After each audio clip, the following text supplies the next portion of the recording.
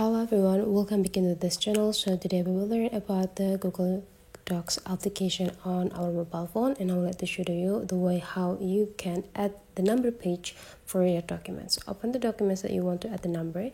You will see here there is no number of page for my documents here, so it's quite difficult to find what page in this document. If you want to add it, you just need to go click this pencil button on the top, in the bottom right corner, and then you just need to go click this plus button, and you just need to scrolling down into the insert part, and there will be a page number there, so you just need to go click it, the page number, and then you just need to pick which type of page numbers that you want. So let's say here I would like to add this type of bottom page number, so you just need to go click it, and that will be right away added into your pages here.